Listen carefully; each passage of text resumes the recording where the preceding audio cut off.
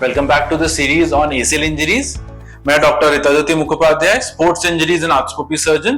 पिछली बार हम ACL को डायग्नोज कर रहे थे, हम कंफर्म कर रहे थे कि आपका ACL इंजर्ड है कि नहीं। Once we have confirmed that, then we need to discuss कि हम ट्रीटमेंट ऑप्शंस क्या देंगे आपको। So जो माइनर ग्रेड ऑफ इंजरीज होती हैं, जिसमें ACL हल्का सा स्प्रेन हुआ होता है, कंप्लीट टियर नहीं हुआ होता, उसमें rest, ice packing of the knee, maybe some pain medicines and the use of brace followed by rehabilitation and exercises is what is required. Most of these injuries जिसमें minor injuries हैं वो without the need of any surgical intervention he recover हो जाते हैं with the help of ice pack, rest and exercises. But अगर आपका ACL completely torn है और आपको instability के symptoms हैं, then definitely you should consider getting a ACL surgery done. ACL surgery हम कई प्रकार के करते हैं।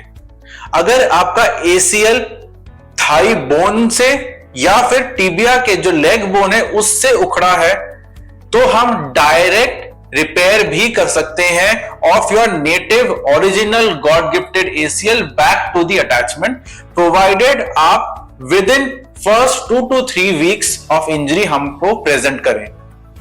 अगर आपकी इंजरी लिगामेंट के बीचों बीच है या फिर आप 4 से 6 हफ्ते बाद या और लेट हमारे पास आते हैं, तो फिर उस सिनेरियो में हम ACL रिकंस्ट्रक्शन करते हैं। ACL रिकंस्ट्रक्शन के भी कई प्रकार हैं। ACL रिकंस्ट्रक्शन स्टैंडर्ड तरीके से हो सकता है, इंटरनल ब्रेसिंग के साथ हो सकता है, बायोलॉजिकल एडवांस्ड ऑगमेंटेशन के साथ हो सकता है, डबल बंडल भी हो सकता है। आपके लिए कौन सा बेस्ट सूटेड रहेगा वो आप हमसे डिस्कस करिए। When you come to us, अपने डॉक्टर से डिस्कस करिए and choose the best surgical option which is going to give you the results that you expect. आगे बात करेंगे रिहैबिलिटेशन फ्रॉम सर्जरी के बारे में। ACL डायग्नोस हो गया, ट्रीटमेंट हो गया, सर्जरी हो गई, अब आगे क्या? फिजियोथेरेपी कैसे होगी, रिहैबिलिटेशन कैसे होगा एंड रिटर्न टू स्पोर्ट्स कैसे होगा। जुड़े रहिए, अगले एपिसोड में इसके बारे में हम आपसे डिटेल में डिस्कस करेंगे।